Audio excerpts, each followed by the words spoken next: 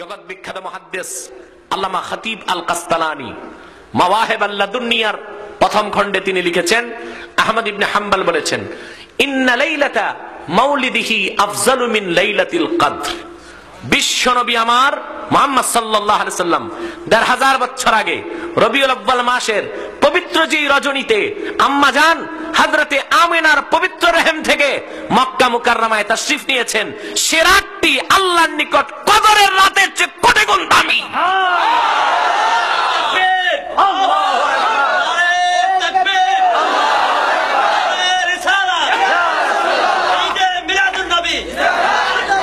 সাল্লাল্লাহু আলাইহি ওয়াসাল্লাম।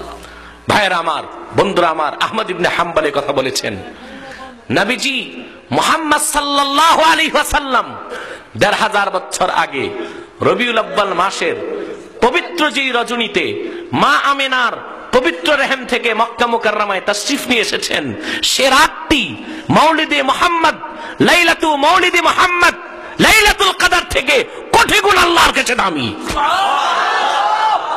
তার কারণ তিনি উল্লেখ করেছেন ইন্না লাইলাতা মাউলিদিহি লাইলাতু যুহুরিহি সাল্লাল্লাহু আলাইহি সাল্লাম ওয়া লাইলাতুল কদর মুআতাতুন লাহু।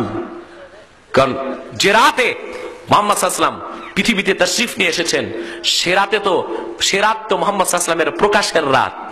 আর লাইলাতুল কদর আল্লাহ মুহাম্মদ সাল্লাল্লাহু আলাইহি ওয়াসাল্লামকে হাদিয়া করছেন। অতএব হাদিয়ার দাম বেশি না যাকে হাদিয়া করা হয়েছে তার দাম বেশি? জোরে বলেন, ওনার দাম বেশি না? এটা কি আমার কথা না কোরআন হাদিসের কথা? অনেকেই বলে যে হুজুর একটু কঠিন কথা বলে। আমার এই কথাগুলো কারো কারো কাছে চুলকানির মতো লাগতেছে, কারো কাছে অ্যালার্জি সৃষ্টি করছে, কারো কারো কাছে চুগা চুগা লাগতেছে। তা লাগতেই পারে, আমি সত্যের প্রচার করেই যাব হাত্তা আমুতা, মৃত্যুর আগ পর্যন্ত ইনশাআল্লাহ। ভাইরা আমার, বন্ধুরা আমার, লাইলাতুল কদরের কারণে রমজানের এত দাম। আর রবিউল আউয়াল মাসে লাইলাতু মাউলিদিহি সাল্লাল্লাহু আলাইহি সাল্লাম, নবী মুহাম্মদ সাল্লাল্লাহু আলাইহি সাল্লাম, আল্লাহ যদি তাকে না সৃষ্টি করতেন, আকাশ, বাতাস, জান্নাত, পুলসিরাত, লৌহ, কলম কিছুই আল্লাহ পাক সৃষ্টি করতেন না। ঠিক কিনা বলেন? একটি হাদিস প্রায়শই আপনারা শুনেন, হাদিসে কুদসি, লাউলা কালামা খালাকতুল আফলাক। হাদিসে কুদসি আল্লাহ পাক বলেছেন, যদি আমি মুহাম্মদ সাল্লাল্লাহু আলাইহি ওয়াসাল্লামকে না বানাতাম কিছুই সৃষ্টি করতাম না। বলেন না সুবহানাল্লাহ। এই হাদিসটির ক্ষেত্রে মুহাদ্দিসগণ বলেন হাদিসটি মওযু। হাদিসটি কি? মওযু মানে বানোয়াট। মওযু মানে কি? কিন্তু তার মানে এই নয় যে বিষয়টা বানোয়াট। এই হাদিসের ব্যাখ্যায় মোল্লা আলী কারি রাহিমাহুল বারি মিশকাতের শরা মিরকাতে লিখেছেন, লাউলা কালামা খালাকতুল আফলাক ইন্নাহা আলফাজ হাযাল হাদিসে মাওদুউন ওয়ালাকিন্নাল মাফহুমা সহিহ। এই হাদিসের শব্দগুলো বানোয়াট, কিন্তু বিষয়টা সত্য। আল্লাহ যদি মুহাম্মদ সাল্লাল্লাহু আলাইহি ওয়াসাল্লামকে না বানাতেন কিছুই সৃষ্টি করতেন না, কারণ এই বিষয়ে অন্য riwayate সহিহ সনদে হাদিস আছে। বিশুদ্ধ সনদের এই বিষয়ে একটা হাদিস আমি শুনাই। মুস্তাদরাকাতুল হাকিম হাদিসের বিখ্যাত কিতাব। আমার দেশের 90% মৌলভী সাহেব মুস্তাদরাকাতুল হাকিম হাদিসের কিতাব ধরেও নাই, পড়েও নাই, কারণ এটা সিয়াসিত্তার বাইরে। সিয়াসিত্তার বাইরে, কিন্তু হাদিসটার রতবা কত উপরে।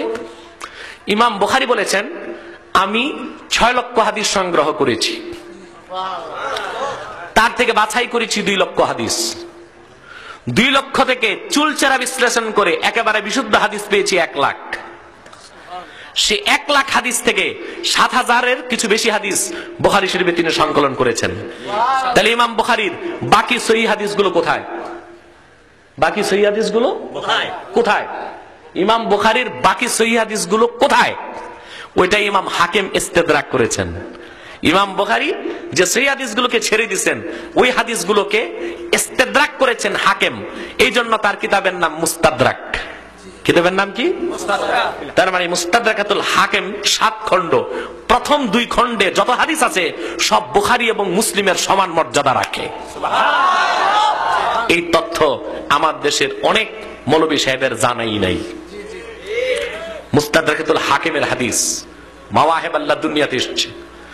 আদমকে সৃষ্টি করার পর আল্লাহ পাক আদমকে ডাক দিয়েছেন, ইয়া আবা মুহাম্মদ, ও মুহাম্মদ সাল্লাল্লাহু আলাইহি ওয়াসাল্লামের বাবা। সুবহানাল্লাহ বলবেন না? কষ্ট হচ্ছে আপনাদের? আল্লাহর ওয়াস্তে মাদ্রাসার ভিতরে